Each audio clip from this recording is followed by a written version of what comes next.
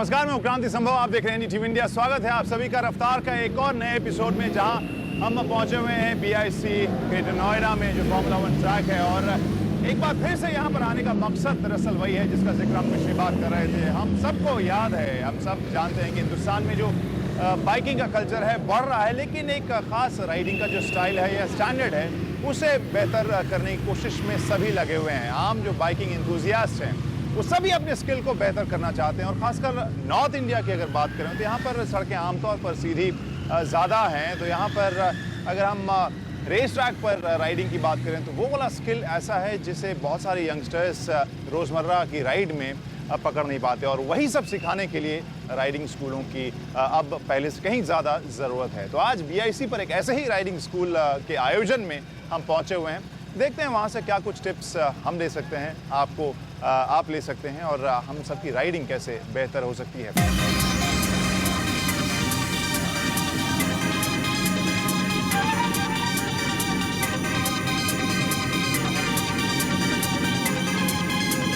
आपने सुना होगा लोगों को कहते सुनते कि फॉर्मूला 1 कारों की रेस रोमांचक होती है, दुनिया में सबसे ज्यादा देखी जाती है, चर्चा ज्यादा होती है।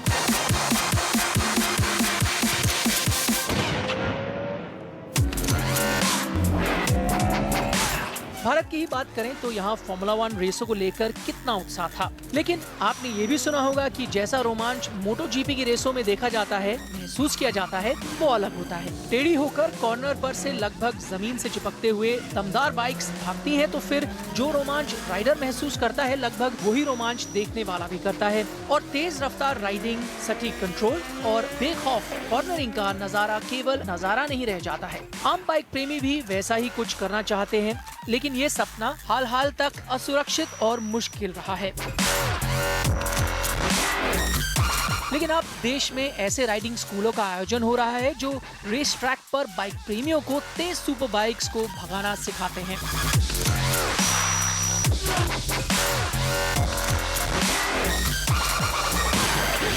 हम लोग के दिमाग में ये था कि जो स्ट्रीट राइडिंग में या हाईवे के राइडिंग्स में हमारे फिक्स पॉइंट हैं, सबसे बड़ी बात उसमें जो प्रॉब्लम आता है हमको कॉर्नरिंग पे, वो कॉर्नरिंग बेटर करने के लिए।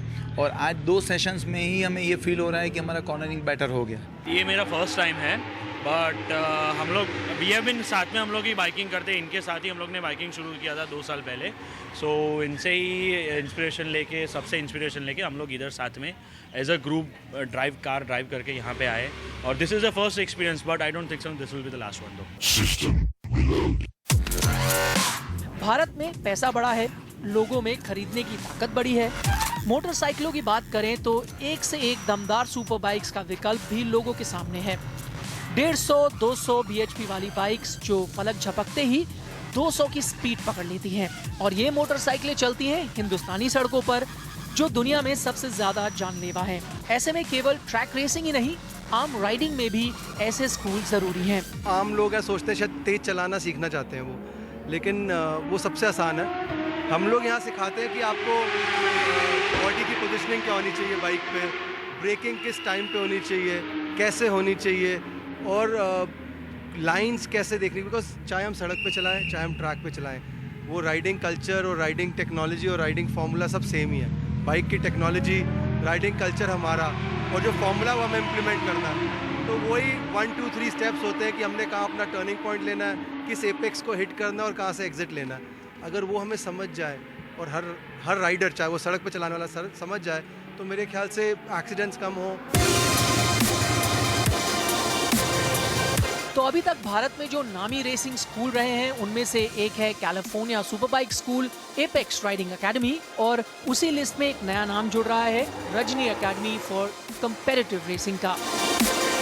Maybe more sensible riding in the road because many accidents like super bikes because our road is like not big road, there's too much traffic. But many people have super bike, but where you want to touch the brakes, okay, somebody touch the back brake, like a bike is not stopping because there's a super bike, you want touch in the front brake. That and all want to teach, and then normal people also. Main you need a focus. And fitness and dedication.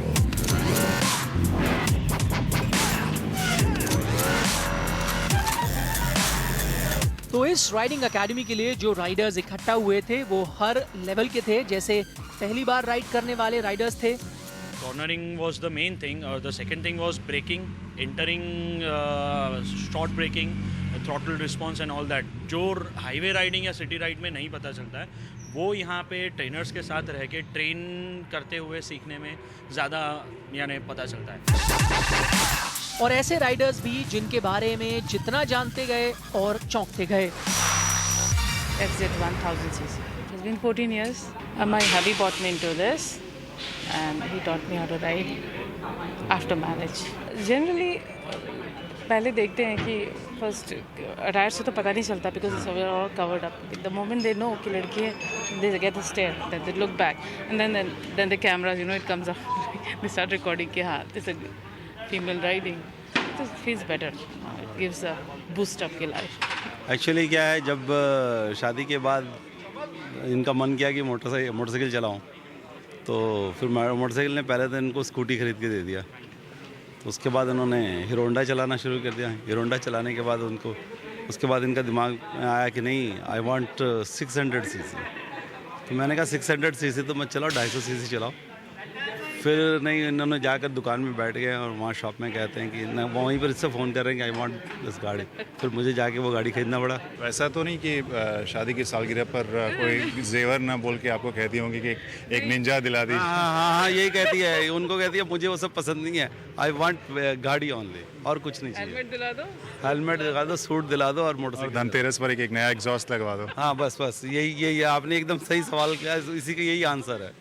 नहीं, हमारे family में तो ऐसा नहीं। हमारे family वाले कहते हैं कि हमें भी बैठा के घुमाओ, क्योंकि मैंने एंड ऑफ द डे घर में खाना वाना सब सारी चीज़ बनाती है। ऐसे नहीं कि उसको छोड़े नहीं है इन्होंने। आप राइड करते हैं? नहीं, मैं राइड नहीं करता। मैंने राइड करता हूँ, लेकिन इतना फास्ट मैं नहीं करता हूँ। तो इनके पीछे बैठ के कभी? एक बार बैठे थे, एक बार बैठा था। Jump down. उसके बाद क्या हुआ? उसके बाद क्या हुआ, नहीं उतर गया। बहुत ज़्यादा तेज था तो डर लगा तो उतर गया। वहीं रेसिंग स्कूल में हिस्सा लेने के लिए ऐसे राइडर्स भी आए थे जो पहले ही कई रेस जीत चुके हैं। मैं एडवांस लेवल के लिए आया हूँ, जैसे एलेक्स और रजनी सर सिखा रहे हैं, तो वो नई चीज़ें वैसे सिखा रहे हैं। मेरे को वही एडवांस लेवल सीखना था जिसमें मैं और इम्प्रूव कर सकूँ। या it was a great fun. जो ये रियर ब्रेक का टैपिंग सिखा रहे हैं वो मेरे लिए फर्स्ट टाइम है, तो उससे काफ़ी हेल्प मिल रही है। बॉडी पोजीशनिंग, लीनिंग, लाइंस काफ़ी इम्प्रूव हो रही है। अभी मैंने MRF racing FMSCI national championship में जिक्सर कप में मेरा सेकंड पोडियम आया था, सेकंड रेस में। और अभी JK टायर में मेरे सेकंड पोजीशन आई है 1000 सीसी में।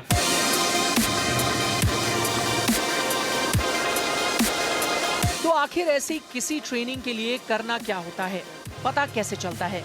तो अगर आपने भी अपने लिए एक सुपर बाइक खरीदी है वीकेंड पर दोस्तों के साथ राइड करने के लिए, लेकिन लगता है कि बाइक की 1/4 ताकत और क्षमता ही आप इस्तेमाल कर पा रहे हैं क्योंकि आपकी राइडिंग स्किल आपको आगे जाने से रोक रही है, तो फिर आप भी अपने शहर के पास आयोजित होने वाले ट्रैक रेसिंग स्कूलों पर नजर रखिए।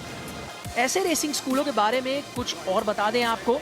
आमतौर पर एक वीकेंड पर 3 से 4 सेशन की ट्रेनिंग के लिए आपको 20 से 50 हजार रुपए की फीस देनी पड़ सकती है। हेलमेट, राइडिंग बूट और फुल बॉडी राइडिंग गियर होना जरूरी है। हर शहर में तो रेस ट्रैक है नहीं। दिल्ली, चेन्नई और कोयम्बटूर में ऐसे रेस ट्रैक हैं जहां पर आमतौर पर ज्यादा रेसिंग स्कूल आयोजित होते हैं। तो फिर आने जाने का खर्चा, बाइक के ट्रांसफर का खर्चा वगैरह पर भी नजर रखनी होगी। और इन सब के लिए इंस्ट्रक्टर के पास खास टिप्स भी हैं।